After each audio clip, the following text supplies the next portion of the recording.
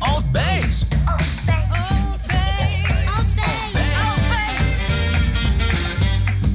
He's getting cocky now, isn't he? It's a good life, isn't it, Fabian? We're live. ALTBAYS show brought to you by ALTBAYS.nz. This is show number 95. Wow. Have you got something for show 95 there, Taylor? God, please, no! Okay, cool. All good. We go live every Monday, Wednesday, and Friday at 7 p.m. So if you're watching us right now, you are on YouTube. If you are on YouTube, click the subscribe button to support our platform. You can also join and become a member, which means that you give a little bit of money so we can carry on making this beautiful production last. Yeah, boy. My man, you know.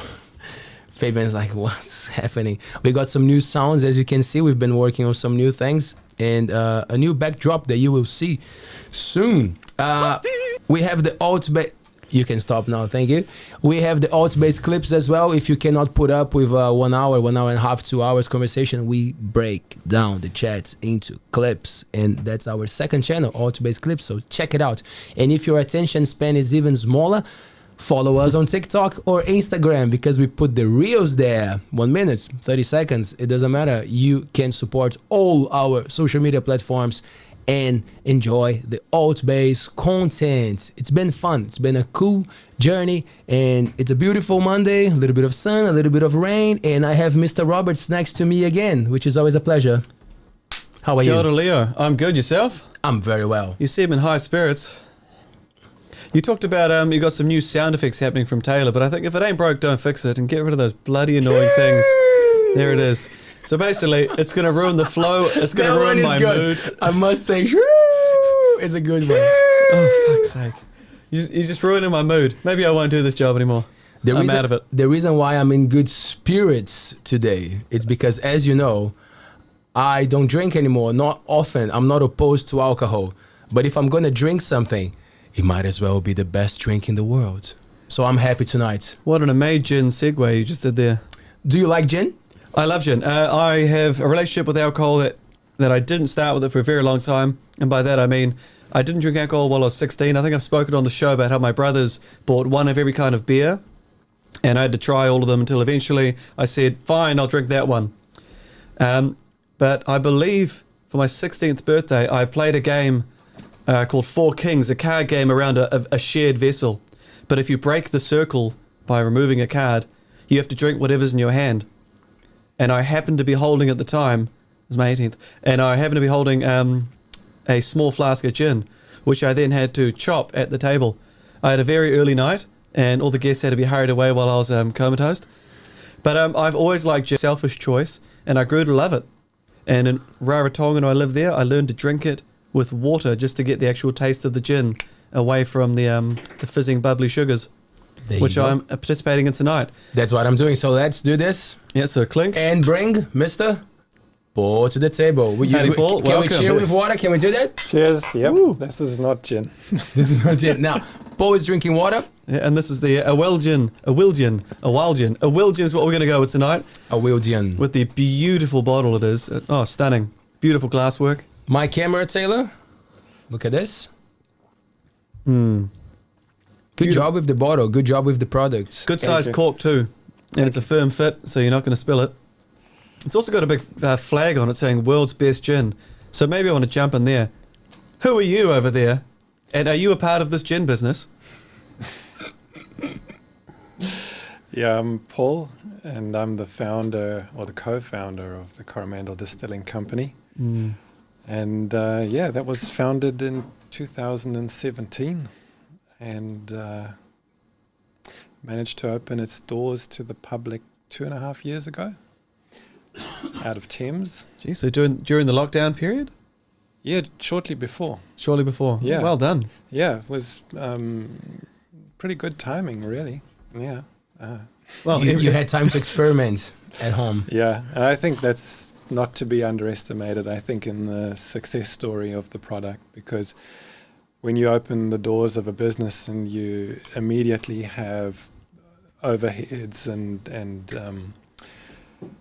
lots of demands to meet. I was going to say, a lot of people were drinking during that lockdown period, so you got it out in the shops, you got people for a taste for it, and then they're at home alone drinking. Yeah, not so much that. We could actually close the doors again, and that allowed us to experiment and to really perfect our craft during those lockdowns, and not be under the pressure of having to sell, not be under the pressure to build a new customer base. I mean, all the bars were closed, the restaurants were closed, the liquor shops were closed. So what better can you do than to actually take the time that you would use otherwise and to really, craft something that is very special. Thank you, Hector. Thank you, Hector. Hello. Thank nice you. hat. Oh, It is sort very of. special. So, would you say, like, did you have experience before with brewing gin, or was something like that you started at that point? Well, that depends on how far you really want to go back. So Right back. I want the infant Paul. Were you distilling then? No, but I think it all started in high school. In the final year of high school, I went to a very unique school, a Montessori school, Montessori high school, of which there aren't many in the world. And one of the objectives of a Montessori school is that children identify things that they are interested in, and then through that interest, they gain knowledge. And so we basically could choose whatever we wanted in the final year in science. And I got together with a group of other equally interested guys, and we said we're going to make wine. And well, of course, that raised some eyebrows, because making alcohol at school is probably not the most politically correct thing. However, we could promise to our teacher that we would wait until our high school graduation and then we would drink it, but that we're actually really only interested in the process. And that was my first attempt, really, and the first time that I could wrap my head around the processes involved in making alcohol. And it was a really good and safe introduction to things like your sugar content, your pH content, what kind of yeast you use, what kind of fruit, where do you go from there, what makes a good wine versus a bad wine. I mean, in the end, it turned out to be an absolutely horrible product. But So where were you living at the time? Where was the school geographically? Where were you? yeah, so that was in Germany. We immigrated from South Africa, and so I grew up in South Africa and went to high school in Germany, and and then carried on to do my undergraduates in Germany, but then received a scholarship to come to New Zealand, and that's now 20 years ago. So, and then moved to New Zealand. Where did you source your grapes from if you're in Germany? Is Germany famous for its wines at all? I didn't think so. Oh yeah, Riesling. Yeah. Riesling is, definitely famous for its grapes. But we were not making a grape wine. So it was a fruit wine. I think from memory it was something like apple or ginger or, I don't know. But it was definitely not grape. But anything that contains sugar can be fermented. And if it doesn't contain sugar and only contains starch, then you can convert the starch to sugar, and then you can ferment that. And so humans over the past 10,000 years have come up with really innovative ways of fermenting and making alcohol. So there is really a wide range of stuff. It doesn't start and stop with grapes. So Lovely. So from that time, studying and learning how to make wine, did you keep going with alcohol, or your life took turns and then you go back to alcohol? How was that big part of the journey? Definitely kept going with alcohol because I was a student, right? So probably more on the consuming side of things. Brainstorming. brainstorm. Look, clearly, it wasn't that bad. You were deterred for life, so that's good. No, but well, when we moved to New Zealand, that was with my partner Daniela, who's the founder of the company. We figured out that New Zealand is, I think, the only country in the world where you can legally home distill. So everywhere else in the world, you're in breach of excise regulations. So a spirit, a distilled alcohol, is a concentrated alcohol, and it is very highly regulated by the government because it holds a huge amount of alcohol tax. So hence, all other countries have said, well, you're not allowed to home distill. You can make home beer, home wine, that's fine, but that's where it stops. So that's why the term moonshining, for example, which comes from the States, exists. But strictly speaking, there's no moonshining in New Zealand because it's not illegal. So that allowed us to perfect our skills, really. So sorry, the word moonshine means that it's made in a In the moonlight at Yeah. night time, so no one knows you're doing it. Yeah, Like ALTBAYS. kind of yeah. cool, right? Yeah, you don't want anyone to know. Yeah, but not in New Zealand. New Zealand's fine. New So New Zealand's Zealand has grouped together home brewing and home distilling. So Do you think that could change? Or No, do you think it well, should? no, no, I don't think so. Yeah, no. Would you not march in the streets, but would you advocate that this should happen in other countries? Do you think would it free up issues socially if you could do something like that? Or would it free up creativity or talent that would have to leave to hone their craft? Well, there's probably a good reason for why alcohol is so highly taxed. It is a very interesting liquid, and one that has fascinated us, like I said, for the past 10,000 years. Humans in the Middle Ages discovered how to distill. They learned that from the Arabs. The Arabs brought the skill of distillation to Europe. It was at first used for primarily tinctures, so it wasn't really done for intoxicating or mind-altering reasons. And Sorry, I don't know the word tinctures. tinctures. Yeah, can you please explain that to me? I've never heard the term. Oh, tincture is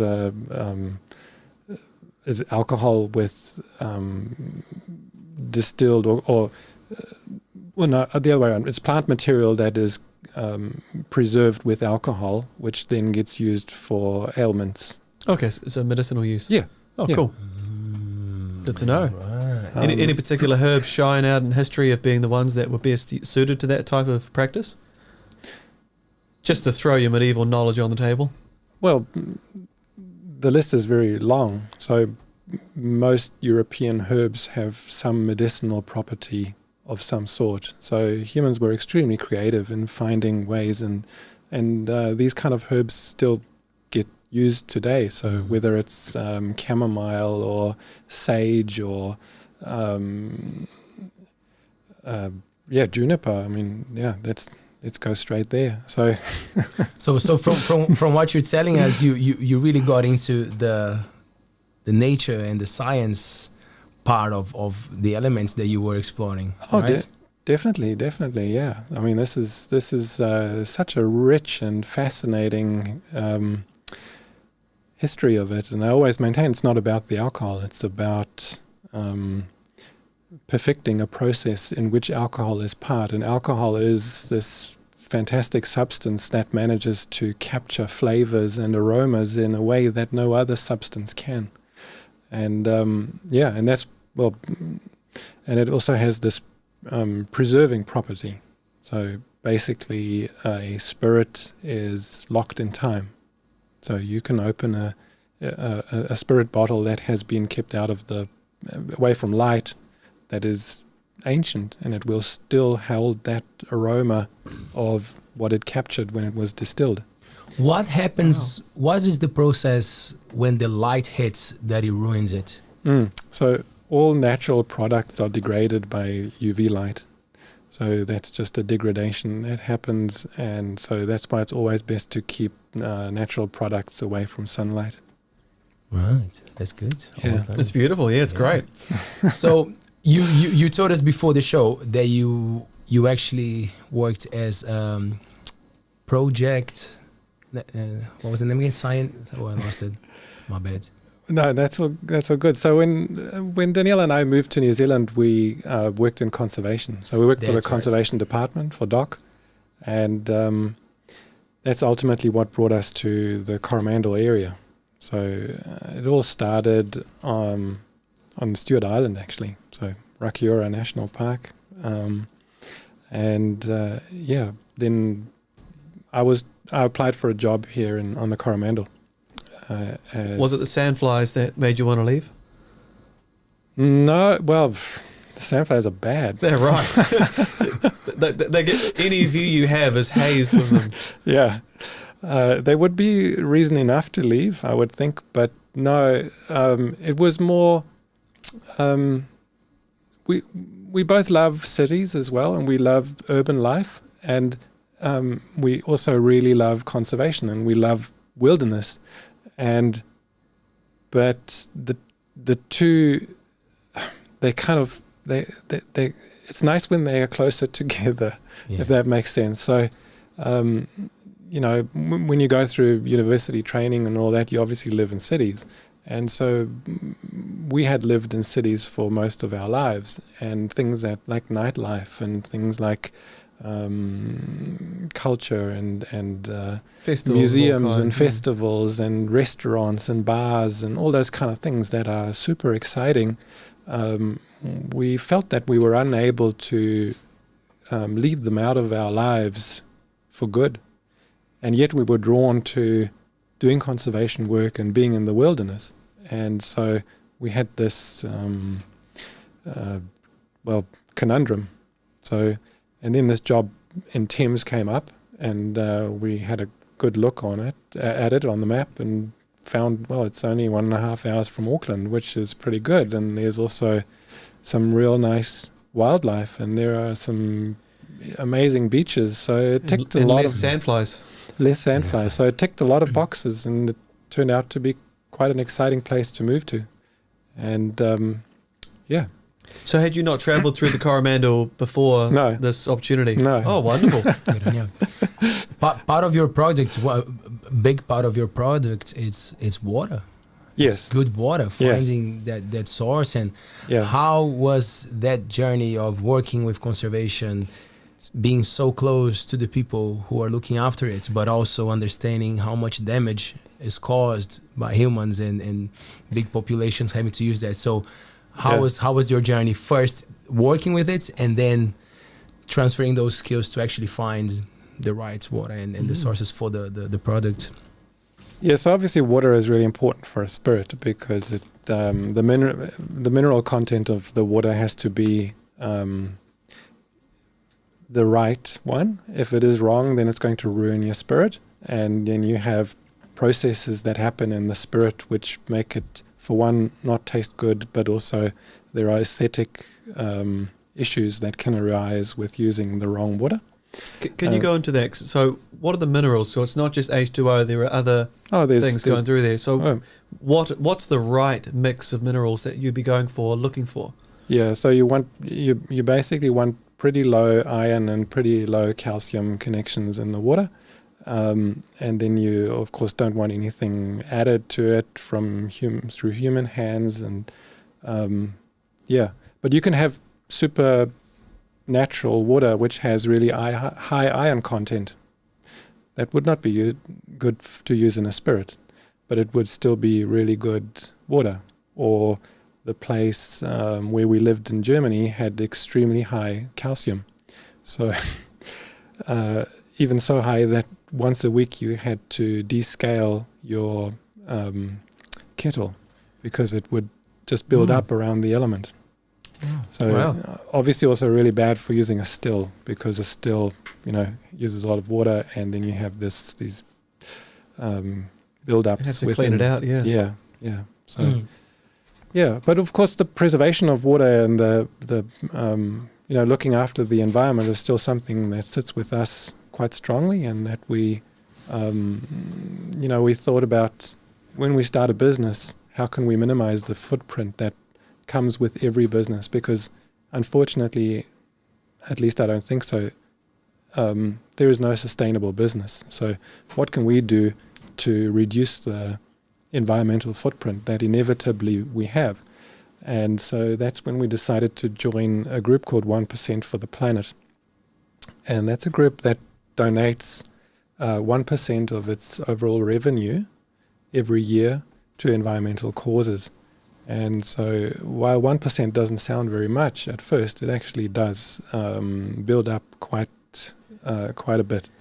And so yeah, that's what we do. And so through the distilling company, we've been able to donate towards getting trees getting planted and trapping programs and those kind of things. Wow, that's brilliant. 1%. Well, 1% definitely builds up. For union fees, I think I pay 1%, so I'll probably lose $67 odd of my pay a fortnight. It builds up over the year. I'm spending a lot of people doing that, right? $700-800 per year just on that. Yeah, so we call it the earth tax because when you think about it, we already pay a lot of tax. So, obviously the alcohol tax and the GST. So just bringing up 1% more is not going to break the bank, but it's actually doing the right thing. So are you familiar with Will McCaskill's work with effective altruism? The idea of the most effective ways to sustain and support life, living, and the planet? What? That's shit. That's crap. Fuck. Try again. Sorry. The question was not for me. Fuck. But I suppose because the idea of the 1%, I've heard that before through there, and then some trying to get businesses to do 2% or 3%. Can you get up to 10%? Yeah. And how many can you get on board with that? Because again, billionaires to do that. Again, can you get billionaires on board? And the more and more you get. Yeah, but I think 1% is. I would think that any business that is run well can afford that. And 10% is a different story. So you're not going to get many people to sign up for 10%, but 1% is good. And it's because he tries to defend billionaires sometimes in the show, saying that they will feel good by giving 10% when we should actually do something to not have more billionaires in the world. So that's our. I don't feel like that's a quote.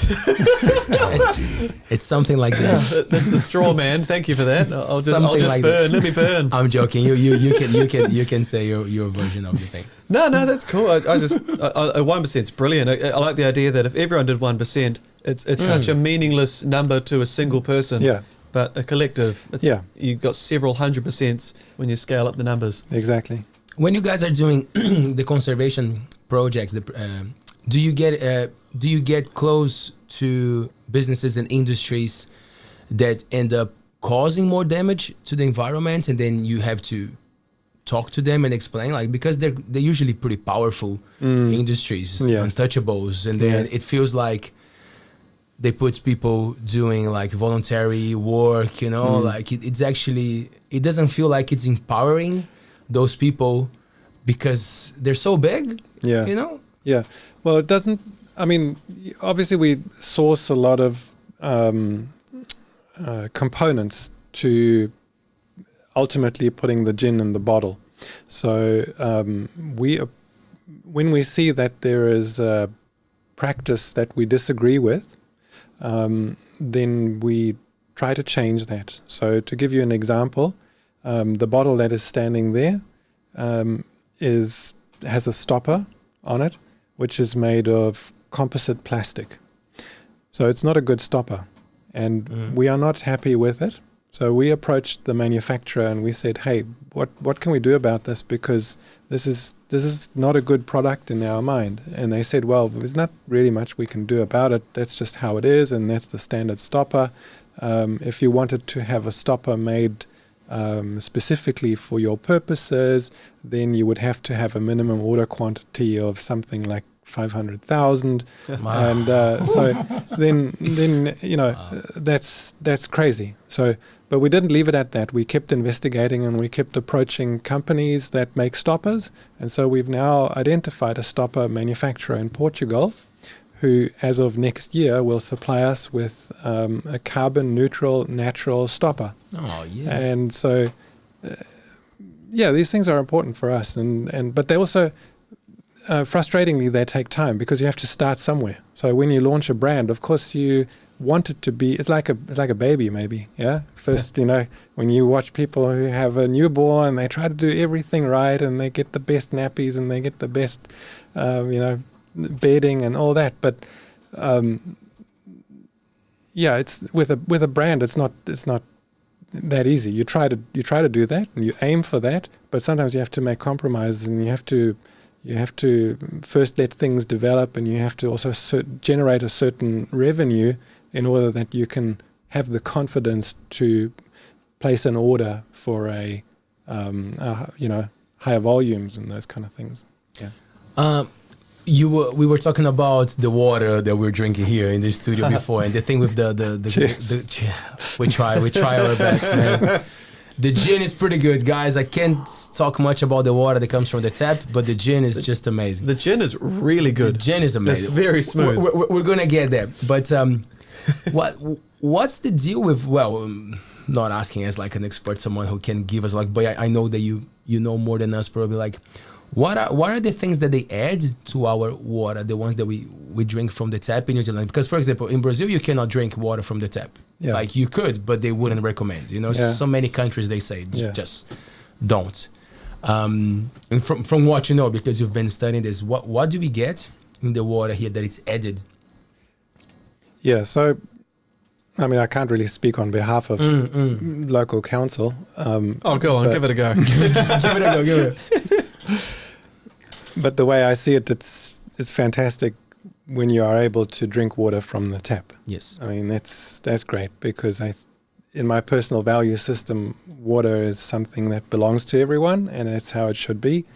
And the moment it's privatized and put into bottles, and people have to buy it to drink it, and that's kind of stuff that I don't agree with. So I think we should be first and foremost very grateful that we can turn on the tap here and that we can enjoy the water to drink.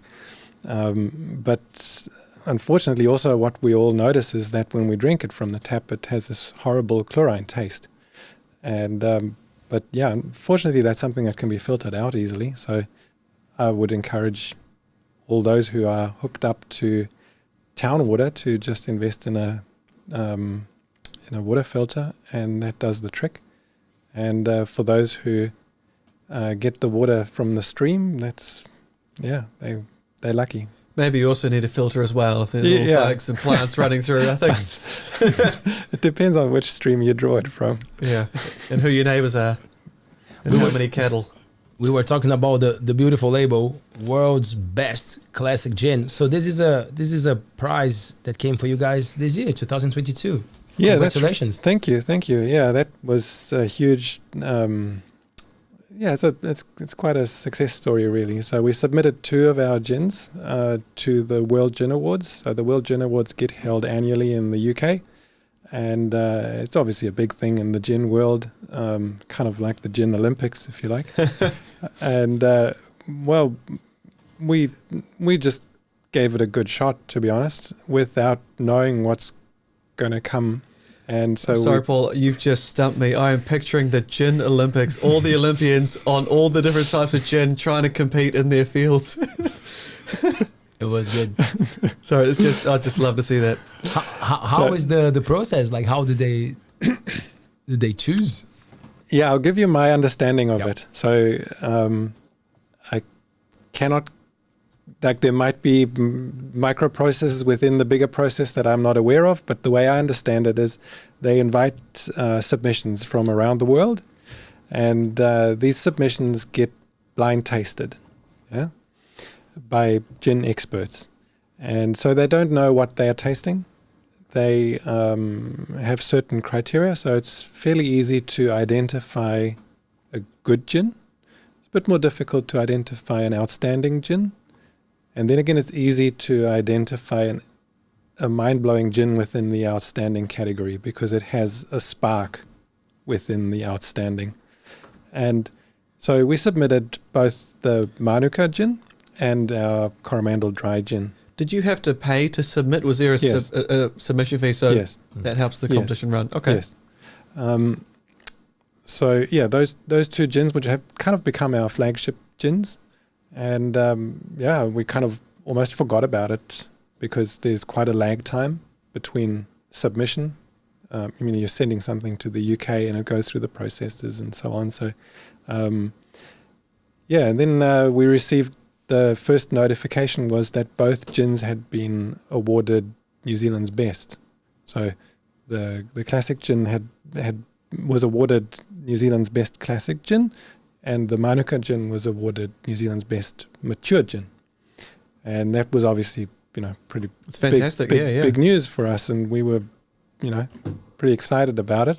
And then, we, as we were celebrating that, and we kind of forgot about the World Gin Awards again. But then, lo and behold, a couple of weeks or so later, we were told that they had blind tasted the 17 country winners. So 17 countries were selected to have outstanding gins, and they had blind tasted all those against each other, and that the Awildian Coromandel dry gin was found to be the world's best classic gin. You've been sitting there with your hand on that button for a couple of minutes, haven't you? He's patient, man. But that's absolutely brilliant, because if it is as they say, and you didn't pay an extra $10,000 bribe, that there's been a team of ladies and gents and any other descriptor there, tasting a gin blindly, all reading awarding it, and then a whole separate round of blind testing, a different occasion, different set of weeks, and you've won again. Yeah. So that's right. it's a huge testament to, I guess, the system. That well done. Thank you. Do you know if the judges spit it out like wine? So you need a lot less liquid to taste a spirit than you do a wine. Yes, they also have spittoons, but it's an entirely different process. So when you taste a wine, you're kind of encouraged to make that funny sound. Yeah. Do it again, Fabian, please. I'll try the wine. Great. Great. That's the one. Yeah. ASMR, that's something like that. There you go. I think Anyway, That's years of practice, isn't it? I've never done it before. Glad to spit it out on you. So you don't do that with a spirit, because the moment you do that, the alcohol kicks in and it really confuses your taste buds. So the way to taste a spirit is to keep your mouth closed. Oh, okay. Go on, Leo. But you're not tasting a spirit neat. So, So, And defining neat, no ice, room temperature. yeah, correct. And that's across the board with all spirits. what people look for? What are the things that you go for when you're tasting? Sorry, gin? just before you answer that, how subjective is that?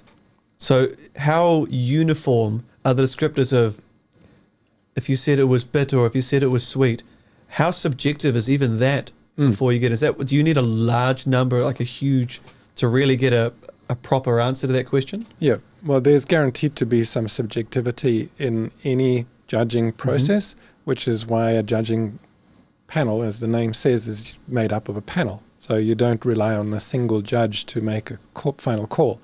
And however, there are key criteria for a quality product, and they are non-negotiable. If that makes sense. So Can we hear some of these non-negotiables? That sounds really exciting. well, so for example, if you take a classic gin,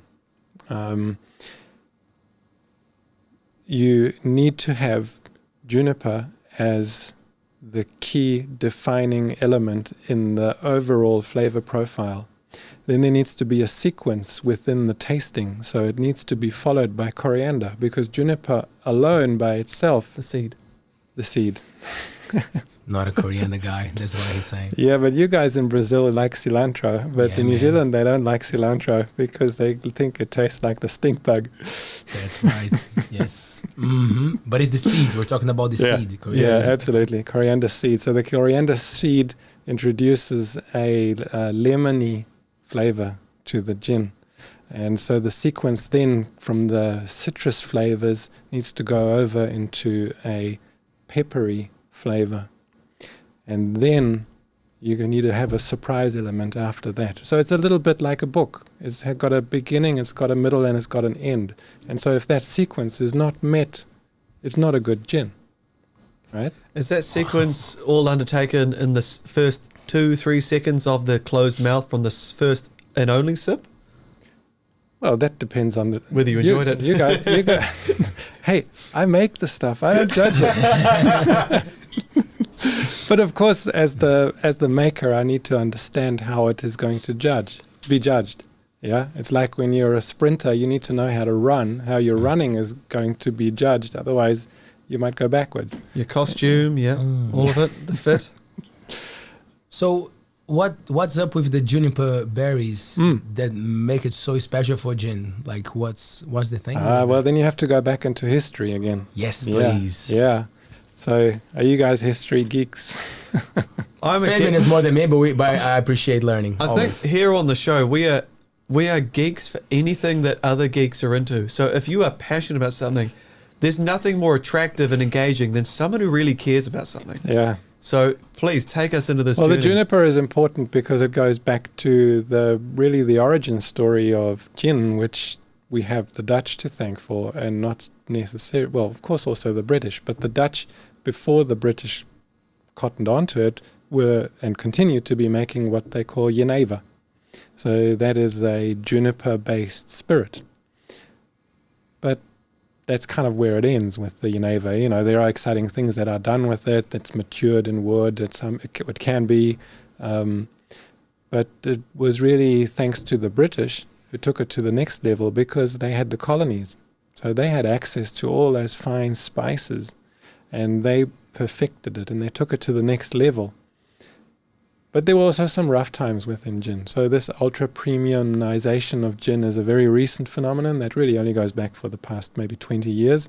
But there was a time when gin was, you know, you're familiar with the term mother's ruin. There was a time when everyone was drunk on gin.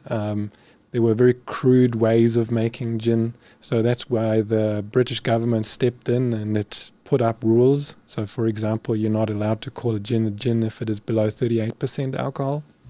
So, you know, the other rule that I just mentioned with juniper being the forward flavor. So there are some key rules that are... That's a fact. I'd love to see that enforced by the police. You go, hold up. This is 36. What are you doing? Handcuffing them, push their heads into the back of the police car? Like, oh, what did he do, mister? Well, you 36%. Pay, as a manufacturer, you pay excise. So every milliliter of alcohol that leaves your premise needs to be accounted for. So if they don't add up and if you've got an alcohol level stated on your bottle of gin, then it will quickly be picked up as something not quite being right. So... yeah. And you feel it wasn't an arbitrary number that they went, that number will do. At some point, did it become a quality upper end product? Yeah, that's actually a nice drink. Correct. Anything before it is just, it can't get those qualities there. Precisely. So you may have seen on our bottle that we bottle at 47% alcohol. So that's really high in the gin world. And there's a really good reason for that. So that's not just... coincidence. Right. So it's not a sales gimmick. No. So there is a sweet spot between a spirit still being enjoyable on the palate and it being able to capture as many flavors as possible. And the flavors in the gin, they sit predominantly with the essential oils that are transferred in the distillation process. So the higher you bottle your gin, the more flavor you're able to capture. But of course also the more excise you pay. So that's why most distilleries prefer to bottle at a lower alcohol strength because it is simply cheaper and you can sell the product with a higher profit margin. Right. This is all like very on the surface, but what I remember from understanding how to brew stuff like when it would come to gin, it would always start like find a very good vodka, and then go from there adding stuff. It's that actually true? Is that yes? Yeah. Okay. So let's just make one distinction. So I noticed you're confusing brewing and distilling. So those are just the distilling. language. So those are two fundamentally different terms, but that's common. So I hear that a lot. So brewing is the process of turning sugars through the use of yeast into alcohol. So that can be beer or wine. You can group them together. So let's just say that's brewing. So but the yeast kills itself off. It's kind of a fairly suicidal process. Depending on the strain of yeast, that can happen between 12 and 18% alcohol when the yeast dies off. So then going back to the beginning of our conversation in the Middle Ages, when they perfected distillation, they found out to concentrate alcohol. So and to concentrate it as much as possible. And that's what distillation does. So distillation is a concentration of alcohol. Right. And so those are just... Thank you. Yeah. Now... That's quite brilliant. The vodka thing. Yes, the vodka. So in a nutshell, gin uses vodka. Now I'm just going to simplify this. Uses vodka. Please do. Redistills the vodka with botanicals, so plant material that has flavor properties, redistills it, and in that redistillation process, the flavor of that plant material goes into the vodka and creates a new product. So the vodka, so to use a different analogy, maybe imagine you're a baker. Mm.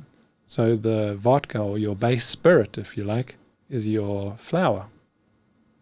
So you then take the flour and you turn it into a loaf of bread or a roll or a pastry, depending on what you want to create. So that's maybe a helpful analogy. Thank you. Is it always a kept secret like the vodka that you're using, or doesn't really matter? Well, am I to understand the water quality is the biggest factor in that vodka? So when you pursue excellence, every single part of the process and every ingredient needs to be flawless. It doesn't matter whether we're talking about the base spirit or the water or the botanicals or the product that you use to bottle it. It all needs to fit together. Yeah. So it's really important. So that often gets forgotten because the moment you cut corners, that's already when you have given up on the goal of creating an exquisite product. So it's in the music industry, it's a very similar thing. That it's the shit rule. You can have the world's best instrument, the best performer, the best microphone, a shit cable, a shit recording. Yeah. You get a great cable, you get a great microphone, you get a really terrible room for it, you get a shit recording. Yep. So everything has to be in the good roll, right? Yeah. If everything's the good roll, you get it. So that's when we started out. For us, it was clear, for example, to use the right equipment.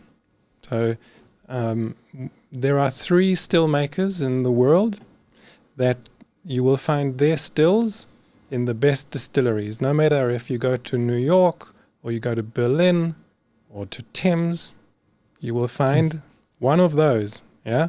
So the one that we settled for is made by a company called Carl in southern Germany. So they make second to none outstanding stills. So of course it was clear for us when we started out, we were going to invest in one of those. We're not going to get a still from a country that manufactures them cheaply just because we want a still. A still is not a still. This has got to be a real good product because we need to use it. It's going to be the vehicle that's going to take us to the next level. So that's why we invested in a Carl still. It's wonderful that you phrase that, like take it to the next level. It's like you've gone, we've got a great idea. Let's start at the top level. Yeah, yeah. And that's really, so it wasn't a stepping stone. It was like, back at high school we did something, but I'm ready. No, it's Boom. No, do it once, do it right, and commit to it. Don't just dip your toes in, but do it right. And if it doesn't work out, then face the consequences. But at least you can say you gave it your 100%. That's my philosophy in life. Yeah. What do you drink when you're not drinking gin? I like anything that's well made. So, and I love discovering new things. I don't like drinking just for the sake of drinking personally. But also these days I'm surrounded by alcohol all the time. So, You are in New Zealand. Cool. So yeah, I love everything that's well made, to be honest. And yeah, and once you start paying attention to that, like I said before, you can also detect it straight away. You don't have to be an expert in cachaça. Cachaça, yes. Yeah, Yeah. to know what a good cachaça is. Oh, cachaça, can you? I'm ignorant of this. Please inform me. Teach me. Probably Paul can say even more than me, but cachaça is the traditional Brazilian spirits that we make from sugarcane. Ooh. And then and it's interesting because it became quite trending, like the same way that like everybody likes to brew beers nowadays, you know, like it became a big thing, the handcraft cachaça in Brazil.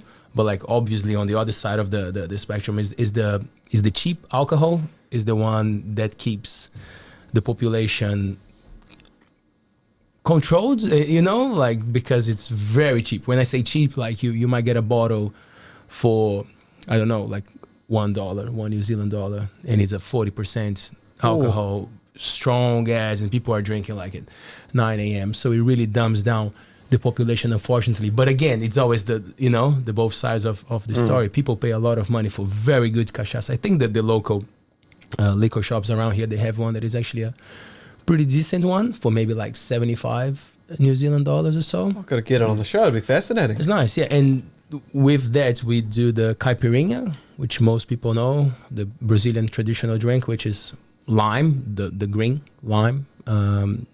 Very simple, lime, cachaça, sugar, and ice, and that's it. Crushed ice, and delicious. Very nice, by the way. Yeah. So you mentioned sugarcane alcohol. So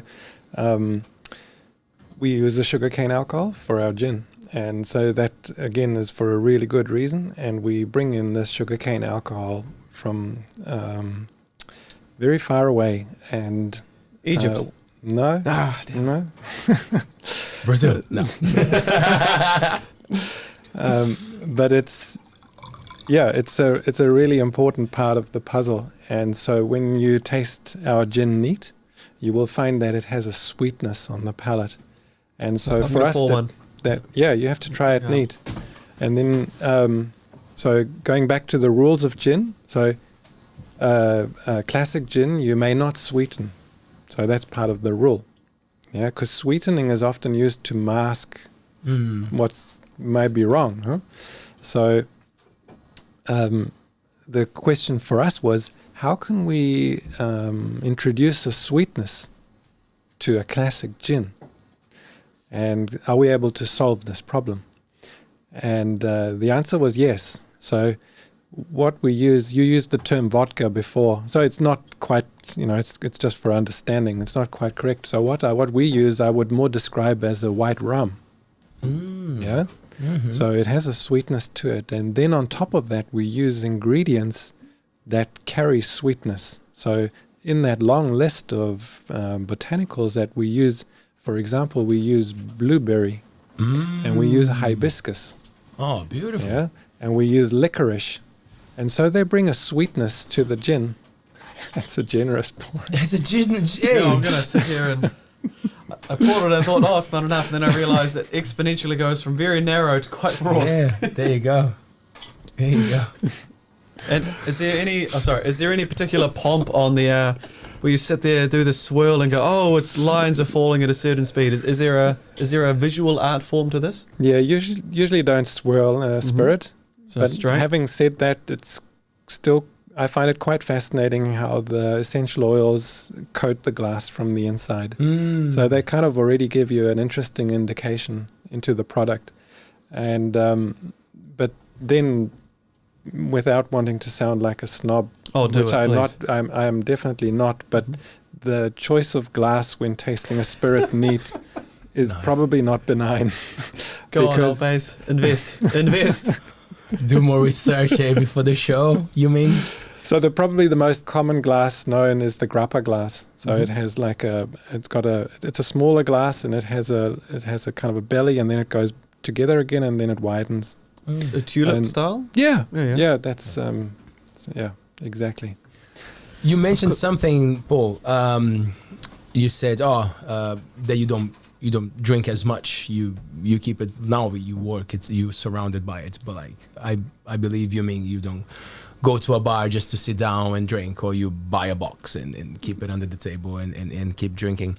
And New Zealand has a very strong culture of drinking, and you sound like a person who is very aware of a lot of issues happening out there in the world, and we all know that alcoholism it's right at the top. I would say you care about those things. How do you see the industry in general? Because like I actually was looking for some cool facts to put on the description, you know, like the biggest industries in New Zealand, they're not even New Zealand owned, you know? Did you know that? The two biggest ones in New Zealand, the ones that sell the most. Honestly, I wasn't listening to a word you said. I was trying to get every part of the tongue, every part of it going to the flavor spectrum. It's difficult. Keep going. So you keep going. Keep going. Anyway, so we know that there's a lot of things about the dollar there. And then you come up with a beautiful product and you put the price that it deserves, because it's something that it should be enjoyed, right, with time. And like, how do you see the thing in New Zealand? Worldwide, because for Kiwis it's common to say, oh, we have a thing with alcohol, but like it's in a lot of countries, not just here.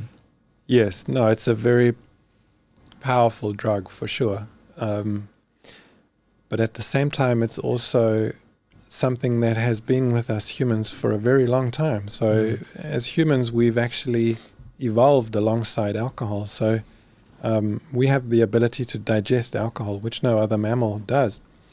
And I believe firmly that alcohol has its place. I think of it as it's a social lubricant, and that's how humans have used it going back in history. And that's where I personally think where it has its place. And so, of course, this is something that I've thought about a lot, because I don't want to be contributing to existing problems. And I don't ever want to be associated with that. But personally, I think that crafting a very fine product that will be consumed in small quantities, ideally in circles of friends, is going to be something that will bring maybe joy and happiness to people, and it will put smiles on faces. And if I can contribute to that, then I think that's a wonderful thing to be doing. I would strongly doubt that anyone would buy a bottle of Awildian gin for $75 and go binge drinking on the corner of the street. Challenge accepted. Those listening or watching live, you've heard the challenge. $75 Awildian. Get on the street corner and go. And send the videos to ALTBAYS. Now I get it. Look, I mean, there will be exceptions, of course, and there always are. But as a general rule of, it's a high quality product. Again, I've sat there and done two sort of blind with my eyes, just trying to get an experience of it. It is a beautiful drink, and it's a lovely message to be able to say, to make something quality means you can enjoy it for its own sake. It doesn't have to be a numbing experience to get through other less enjoyable things. Yeah. So, and also, I mean, it depends on how far you want to take the discussion and how far you want to sort of... we have no boundaries, go. anything can be turned into a drug. So as a food manufacturer or someone who makes really good food, say a chocolatier who makes really nice chocolate, that person is probably not going to contribute to an overconsumption of chocolate, which is going to result in health problems for some people. So where do you draw the line? Cadbury there? and Nestle will. I have a quick question. What's the step Thanks by for step? naming Oh, it. sorry. We have Hector, the man behind the screen. What do you got, buddy? He wants to learn something. What's the step-by-step process of making the gin? For no reason, there's definitely not anything recording you right now. You started at high school, so I think it's fine to tell the high school kids the process, man. Well, I kind of already did. I think so. Were you yeah. listening, Hector? I think he wasn't listening. He's a classic high school student, or pre-high school student, isn't he? We're gonna go back. We're gonna go back to the video and watch together, Hector, so we can take some notes and start it, man. Now,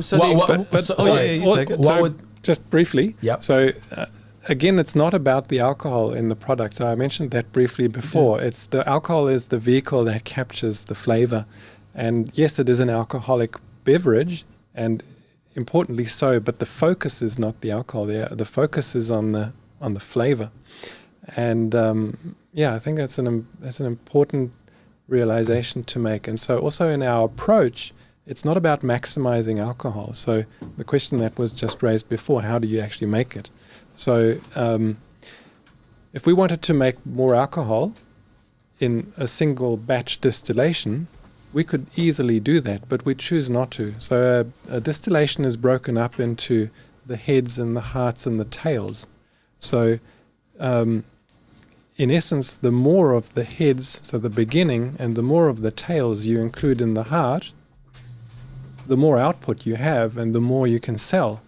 But we don't do that. We take an extremely narrow heart, which is reflected in the quality of the product, and we discard the beginning and the end, so the heads and the tails. We don't use them. We also don't recycle them. We don't introduce them into the next distillation.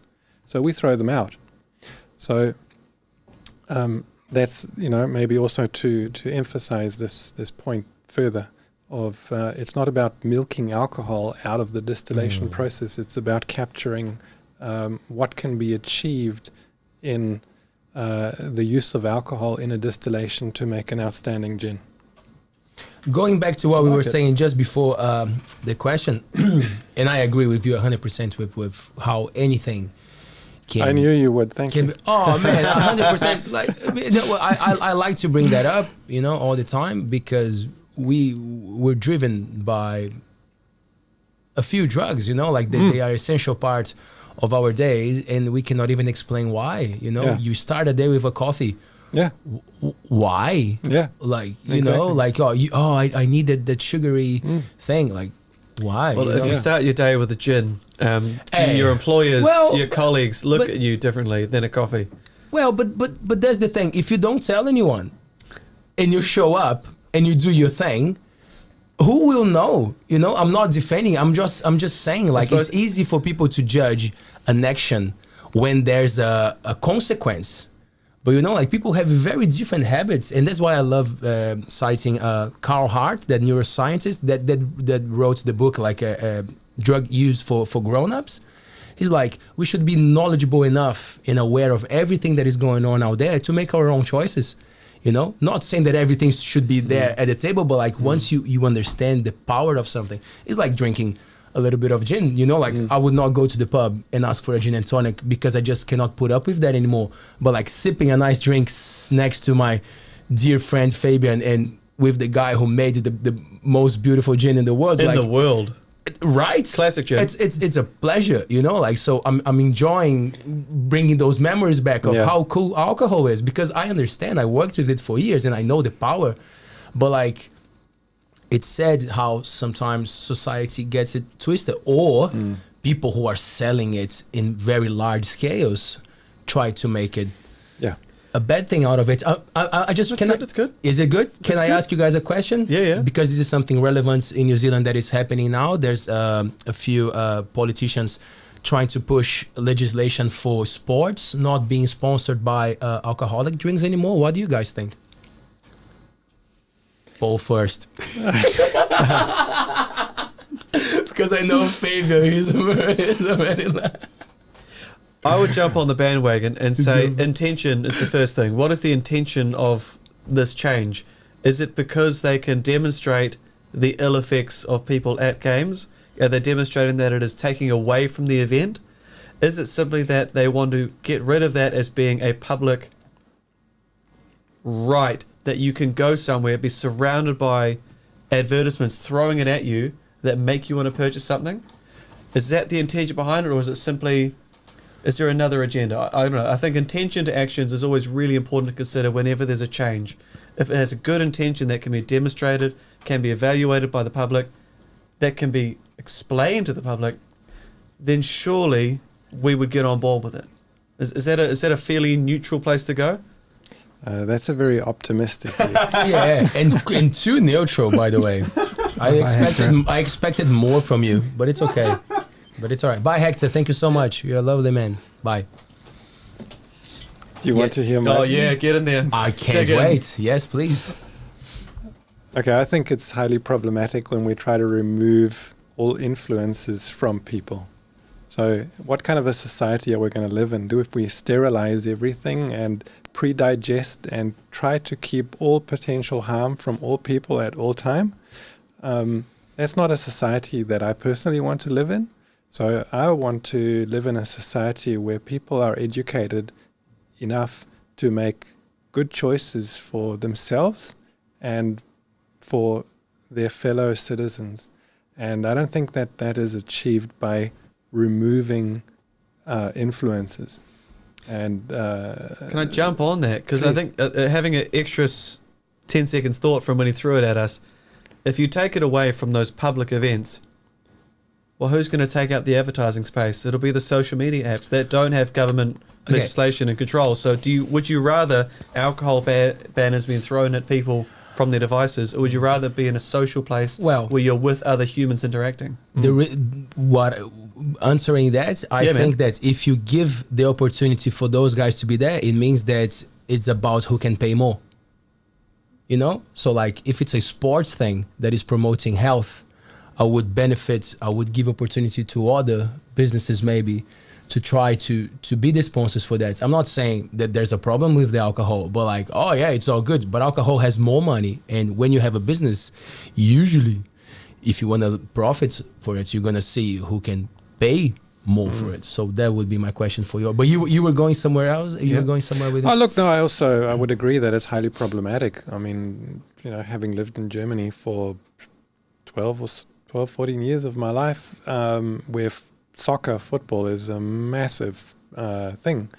And like I said before, living in cities and using public transport whenever there are soccer matches, you don't want to be using public transport. You actually don't want to be in the street because there are people who are extremely intoxicated, people who are very aggressive, especially when they've lost the game. There is a lot of violence, there is a lot of drunken behavior, and that is probably fueled by those kind of things. But I don't know if removing advertising, if that's really going to be a panacea. I would probably doubt that. Because the people are people, and they're just going to carry on with their ways. And I think it could possibly be managed in a cleverer way than just taking away advertising. But I'm not an expert on this. I don't know. Just another thing that, say, Seddon Park in Hamilton, Waikato, has a relationship with, and this is a part of that capitalism thing you love, Leo, that Good George Brewing started small, got bigger, and during cricket season, there's a Good George bar, so you can go and purchase alcohol from X, Y, and Z, but you can go and purchase a craft, relatively high quality, socially ostentatious beer drink. If you're a beer drinker and you're used to Waikato Spates, you get a Good George beer, all of a sudden it takes on that next level. It may be a higher percentage, but it's certainly at a higher cost, and that seems to work for them. Are you saying, I'm not putting words in your mouth, but would it be great to have, say, Awildian being advertised at the rugby, and people go, yeah, I would love to have a small but obviously very enjoyable experience at the rugby on Awildian, not to get intoxicated but to enjoy. Is that the social enhancement? I think that if people want to do that, they don't need advertisements. That would be my thing. I'm not saying that it should be removed, but like, if you want to watch a match, you're gonna have a drink, you know. Like, again, for me, it's just because I understand people targeting big industries. Like, it's not even supporting the country. It's not even supporting the country. I just said, like, the two biggest ones, they're not from here. Like, the beers that we know the most, they're not from here. You know, people say, oh, it's New Zealand. No, it's not. You know, so that's what I mean. What people want to do, they're going to do it anyway. But then you charging a lot and you connecting with an All Black, like the biggest status of sports. They don't drink, man, before the thing. You know, it's the same. It's the same with it's the same with what Marlboro, like the cigarettes that used to be on Formula One cars.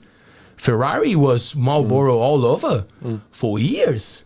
Fuck, that didn't change the tobacco industry when they cut the sponsorship, but it did support the thing. You know, you're like, oh, cool. There's no cigarettes involved. You know, like maybe there's gambling or whatever, but it's just my take on like sports. Such an important thing that we tell the kids to do.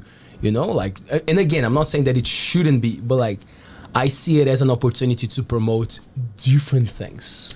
I don't know. I cannot remember exactly which company it was, but when Marlboro was not allowed to advertising on the Formula One, for example, they bought another company that was related to the Formula One, and they keep advertising their own thing on the Formula One. You know, they always gonna find a way, especially if the advertising is making them more money. You know, like they will always find a way to advertise it in another way. You know, like maybe they won't advertise on the Formula One, but they advertise between the Formula One. It'll be there. You know, like they're always gonna find a way. It is the problem of, as you said, of being rich people who advertise already. You know, like it's because it is very expensive to advertise. You know, like you cannot get like a small company to go there and put advertising selling bread, because they're not gonna make enough money to put it there. You know, like it's just the way it is, unfortunately. Yeah, we need bread advertising at rugby games. Whole grain, whole meals, sourdough, home brewed. Like, you know, like it would make sense to have food, good stuff. You know, like it's the same people say, oh, but like you don't see broccoli advertised, and you're like, of course, because like who are the big industries that actually produce and I think healthy that food? also like they wouldn't be able to put the money there. So why not setting a space for it? I know that I'm being very like utopic and you know, but like it would be cool, right? It's good to brainstorm, man. But it's like people who is watching sports, they drinking beer, they smoking cigarettes, they not eating broccolis. You know what I mean? I know what you mean. Yeah, but the it's just sports, like- but like the only reason why there is sports, it's because people are looking after their health. Now, I want to jump on this bandwagon, but twist it in a new direction. So let's say I am at a sports game and I'm drinking Awildian. You know, it's on, not on tap, but it's on a little dispenser so I can have my little portion. I would love to know what's a good food match, because I'm sitting here going, I'm tasting all these flavors, and then I sipped in between with water. I was trying to just remove it, wash it out, and try again. And then I thought, for beer, I would go to something salty because it's just a flavor I can recognize immediately and then decipher. But I'm just sitting here with your explanation before about all those different botanicals and the different properties they have with the oils. Is there a particular food you would have with this drink if I'm sitting at a sports game? Ignore it. If I'm at home or if I'm at the supermarket, what should I buy as my food match that I could sneak into the sports game? I would say whatever you like, really. Yeah. So, yeah, whatever. That's good. Yeah. So there's no particular... So if I read your beautiful bottle with its terrible, world-destroying cork as it currently sits, I'm not going to read perfect with a steak and kidney pie. So there's no sort of incentive. It's not telling you to have a food match. No, and I think... Like I 'Cause often wine get, do I that. often also get asked, what is the perfect mixer or what is the perfect application for the spirit? And my answer is always just what you enjoy, because life is short and you've got to enjoy it. And if you enjoy it with a steak pie, then by all means, I think you should go for it. Salted And chip. I don't think you should. It's not good to be snobby about the choices. Having said that, gin is also, it's got its application mostly as I would say that from our customers, most would enjoy their gin with tonic. And from the conversations that I'm picking up, it's a late afternoon drink, pre-dinner drink. So it's kind of it eases the process then into a dinner conversation, and then usually there are post-dinner drinks that are not gin. So it has its place in the sequence of the way we construct a perfect flavor journey of a day. Is that particular to a New Zealand audience? Because in terms of, for me, it's a summer drink where we have a long, warm afternoon, whereas you say from 3 till 6, it's still hot. We can sit there, and I picture having a gin and tonic. Yeah. I think it's a Western thing, to be honest. I don't know if the Asian market is picking up on that, or but I would associate it with sort of a European-based Western culture. But yeah, I mean, again, it's good. There are historical reasons. How do you like it? How do you like? Do you like with the cucumber? I think just before that as well. No, why gin? Like, you could be doing any drink, but why was the gin? What was That's the a thing? good question. Yeah, that's a very good question. I was a little bit afraid that you already answered it and I didn't hear it. No. So I still maintain that gin is probably the most exciting of spirits. So it's entered into a bit of a gin boom, if you like, and I think for all the good reasons, because it has just so much to offer. It's so nuanced. It is so exciting, and there is also so much room within the category to be creative, and that's unmatched in other categories, which are really quite narrowly defined. Cachaça, and it's, a cachaça is, you can have a well-made cachaça or you can have a badly made cachaça, but I don't know, but the creativity in crafting it would be much less than, say, making a gin. It's interesting. I got away with saying this to a Brazilian. Yeah, man. It's fine. There was I always remember, as I said, cachaça is so common, and in Brazil, there's no. Well, I think it depends where you go, but there's no such a thing as like single shots, double shots. Yeah. Like the barman is talking to you and then pouring, and you're like, oh, how's the day going? And you're like, going good. Oh, it's going good too. But then you start to appreciate the crafts, like the ones that they put cinnamon, they put the citrus, and you're like, oh, cool. It takes to a different level, yes, and I think that's where the appreciation towards alcohol starts to.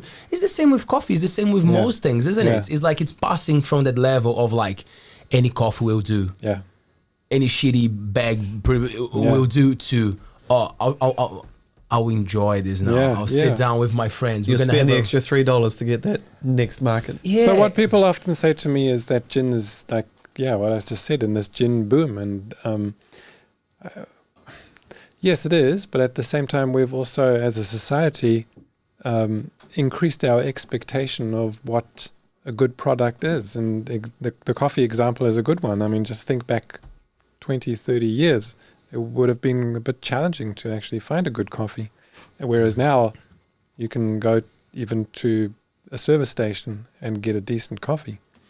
And or chocolate or wine, beer. All these things have made it to a next level.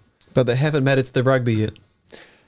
No, they're still waiting for the broccoli. Yeah. I was just saying,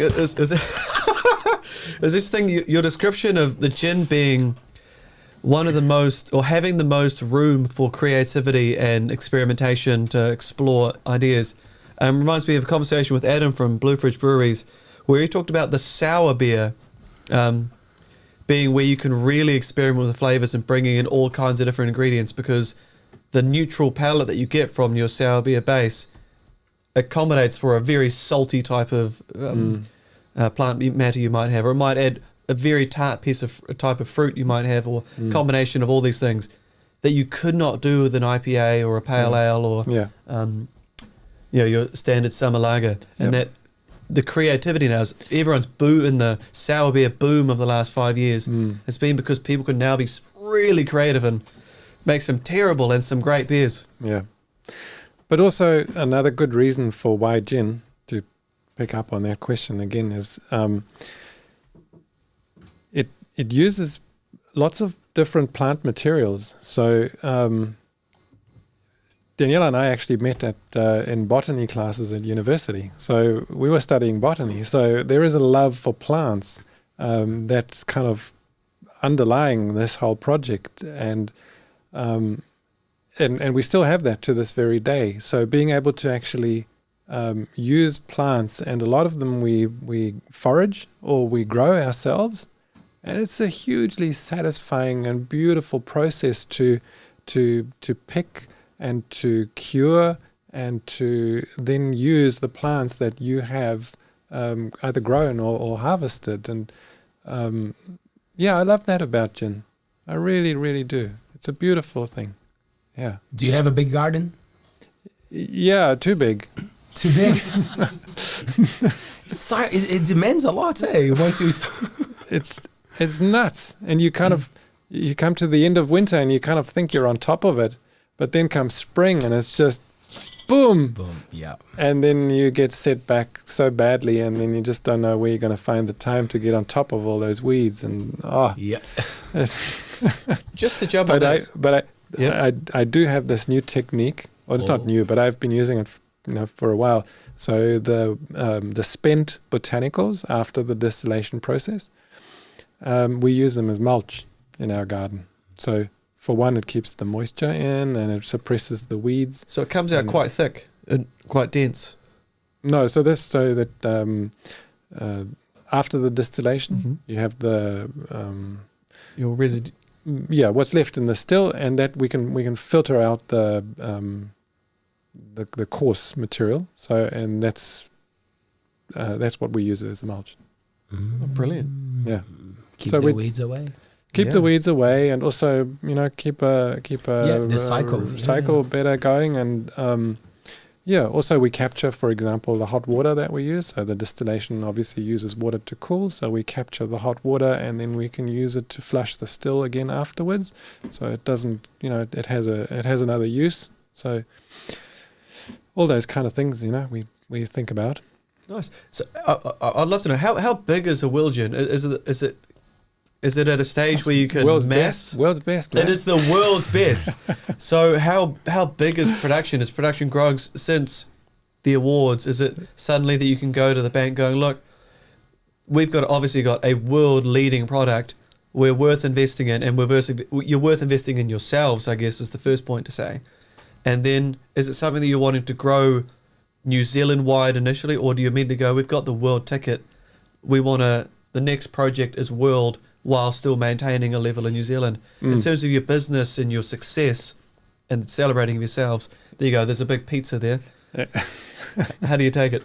Well, so that's obviously the $1 million question. But to answer your initial question, how big is Awildian? So it's you can find it on the shelves now from Wanaka to Northland, and it's sitting proudly on lots of shelves and bars and restaurants, and there is still a bit of room for growth within New Zealand. So we do export to Australia, but before we look further afield, we kind of really want to make sure that we've met the domestic market. The awards were a game changer for us, so we practically tripled production overnight, and we've been sustaining that level since. Well done. But there's also there's a part within every business where you kind of have to ask yourself, where are you going to take this? What's the next level? And is there a way to get to that level without breaking yourself? Is there a way to get to that level that benefits both yourself and the business? And all those kind of things need to be identified in a business that grows organically, which ours is. So we're entirely owner-operated. We don't have any shareholders. So it's a family-owned business, and we've put all our eggs into one basket, Daniela and I, and we don't have to please any shareholders. So that's really important for us, because it also means that we can maintain that high level of quality without having to focus on on payouts. Yeah, boy. Wow. I understand that it takes a lot of energy. It takes a lot of effort to make it go overseas. But apart from that, what are the biggest challenges to actually reach an international market? Yeah, so you're talking about volume. And the moment you talk about volume, you talk about different production styles. And the key would have to be to maintain the production style and the quality of the product while upscaling. And so that's the major challenge. There's definitely demand for the liquid, but it needs to be made with the same kind of integrity, if not more. So And there are two lives to be lived and enjoyed. So there are things to consider, of course. Yeah, absolutely. So vineyards come up with vineyards with restaurants. Breweries have brewery pubs. Is there, and I genuinely have no inclination or no bias or thoughts here, but is there I've heard the word ginnery a few times. Is that a correct term or a useful term? Oh, yeah. So is there a ginnery pub or ginnery tasting area? Is that a medium for growth domestically? Yeah, well, that's when you talk hospitality. So we did not set out to do hospitality. We're really good at making the liquid, and we are a little bit good at sales, but we're not good at hospitality. So we leave that to the experts. And and they're in the hospitality industry, and we sell our product to them, and then they can use it in gin bars or cocktail bars. And that's also the other thing. Gin is the spirit that is used in most cocktails in the world. So people think it's vodka, but it's actually gin. So it's got a huge range of beautiful cocktails that it gets used in. I think there's in a pub quiz and a question we got wrong, and we debated. What is the spirit used in a classic martini? And we're like, they always specify vodka martini. Is it gin? Oh, but we always say vodka. We went vodka, and fuck, it was gin. It really got me then. Do you cook, Paul?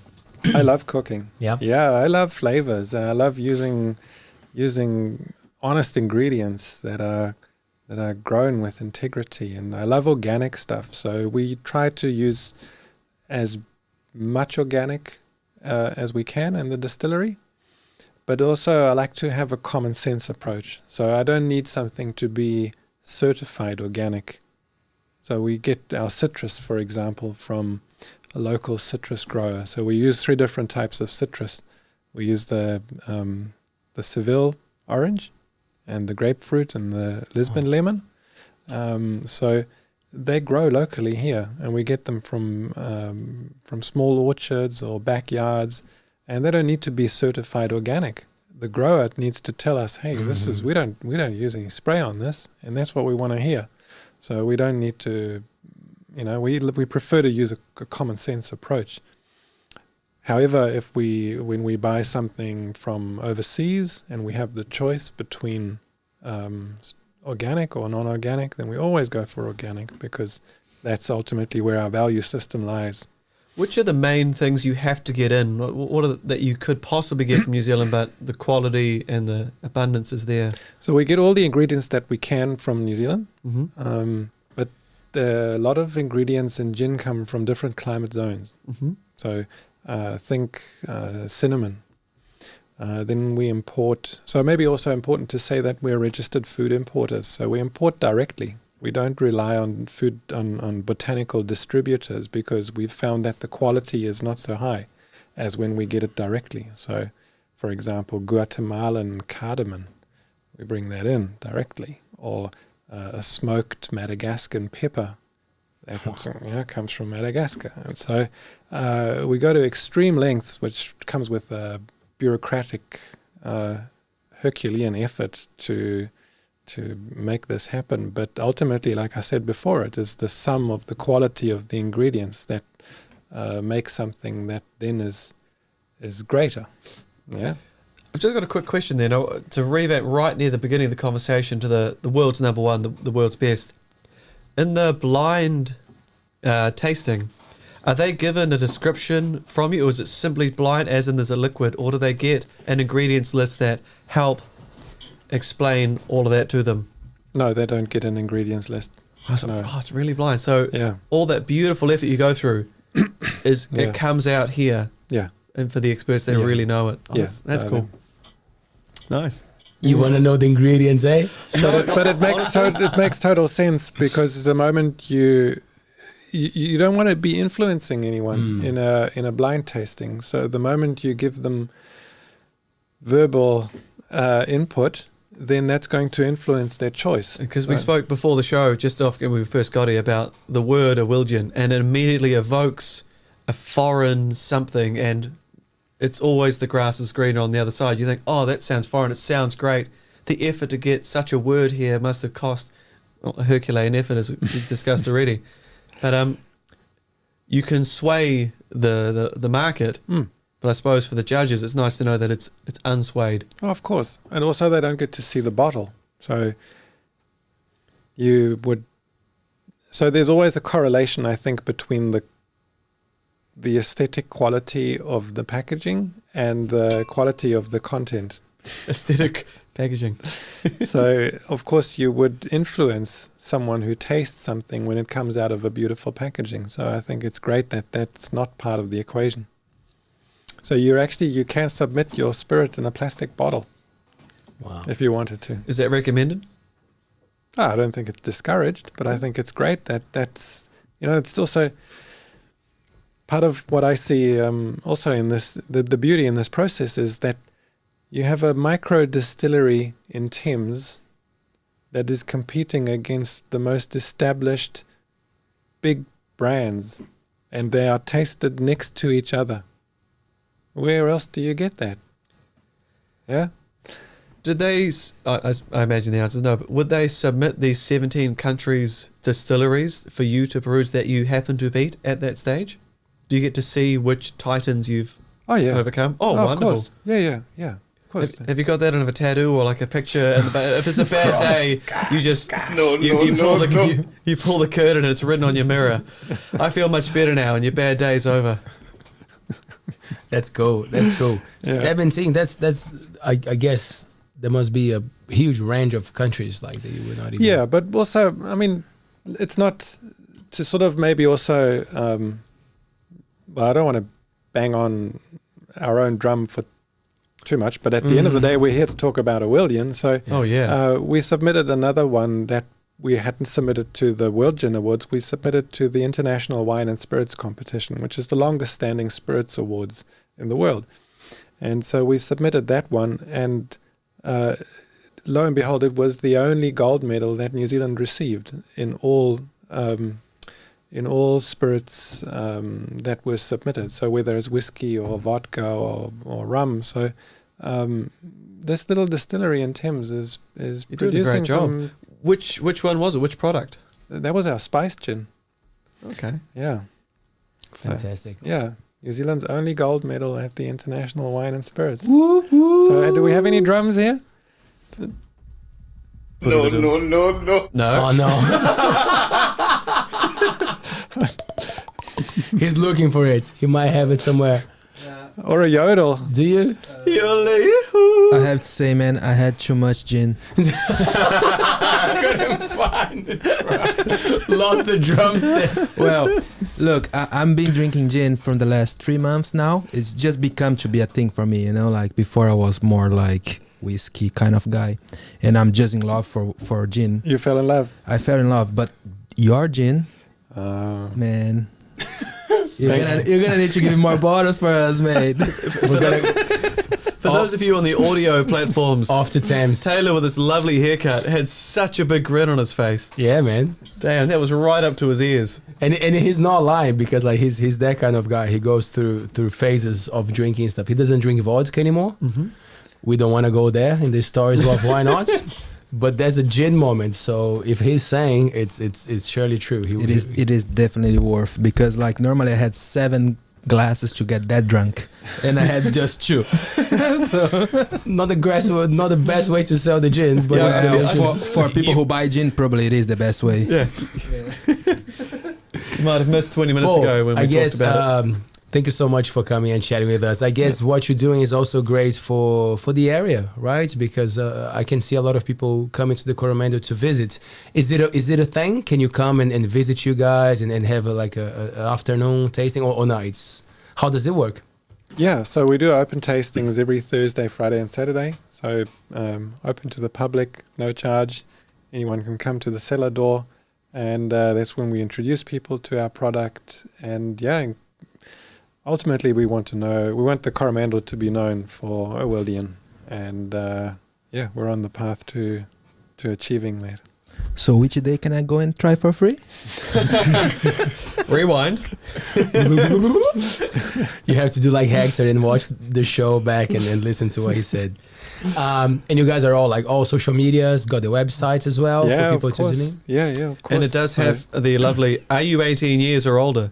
Yeah. Yes, and then we get in. It does. Absolutely. Yeah, we need to make sure that we check everyone's age. Well, I'm not sure, I, as a teacher, I like kids. Kids are wonderful. They're wonderful parts of the community, and I enjoy them as developers. But I kind of want to keep this one to the adults. It's kind of that nice. They're not allowed to binge drink or sneak drink, this kind of thing. Wait till you're older till you get some quality. I agree. Thanks, Fabian. That was a great insight for the end of the show. Fantastic. I still don't know. Can I buy this locally in Whitty? Can I come in Whitty and buy it at a local store? Absolutely. The Whitianga Fine Fine on wine Albert Street. spirits. Yeah. That's the one. Yeah. That's where I'm going. Next to Slice Baby, by the way. Yeah. The pizza place. And the haberdashery. Yeah, I know the place. Oh, beautiful. That's where I'm going. We just finished our Roku gin. We got a few things to do nice. in there you go. We got a few things to do in Thames, so next time we go, we stop by and hang come out. and see us. Actually, quite keen, yeah. We'll show you around. Sounds good. Yeah. Thank you so much. Thank you. This has been fun. Been my pleasure. Do you like the new backdrop, by the way, Fabian? I forgot to ask you. It's absolutely stunning. It's simple in its design. It seems to be quite simple in what it's made up of, but the effects of the shadows, the color scheme, it's really nice. And TVs often need a good backdrop because TVs, but a stunning job. So who helped with this job? Fumiya. He's a beautiful Japanese man who is living in Whitianga, and he builds shrines and temples in Japan. How crazy! Like he's the shit. He's pretty good. So he did that like in half day, very fast, very good man. So yeah, we're getting support from cool people. Well, I look forward to Fumiya building us a shrine and replacing the brickwork here. That would be good. Is there a reason for why the ocean is on top and the sky is at the bottom? Depends how much We had too much gin, bro. That's the reason. Man, when you have cactus, mushrooms, you can expect anything to happen in the TV. No, it's just to get the guest. It's just to make the guest confused. Again, if you have to ask, you're going to remember. Yeah. Well done. Thank you so much. Thanks, Taylor. And for you guys watching us at home, thank you so much. Make sure to subscribe to our channel. We have a cool show on Wednesday with Graham Christian. He's the founder of the Smart Environmental. If you drive around the Coromandel and actually drive around New Zealand, there's a lot of skip bins around there, around the country with the Smart Environmental logo. So he's the founder. That will be a cool chat. Absolutely, the red bins. What a the champ. red bins, yeah. And then on Friday we have Carly Ellen. She's a personal trainer, so I'm not sure if we're gonna have gin with her. Maybe we will. It's likely that we will. 2 cool shows, and then next week, very special week, we have show 98, 99, and 100. Yeah, boy. Should I tell the guests or not yet? Yeah. So on show 98, we're gonna have Roger from Coral Woods. He built this beautiful table. If you're listening to us and you can't see us, this is an amazing table. Good friend of ours. He's a sailor, And then on show 99, we're so pleased to have Brandon Amo Matua Brandon. Whoa. That's going to be a show. That's a 4-hour special. I know, right? What a champ. He's ready, coming with the family to the studio.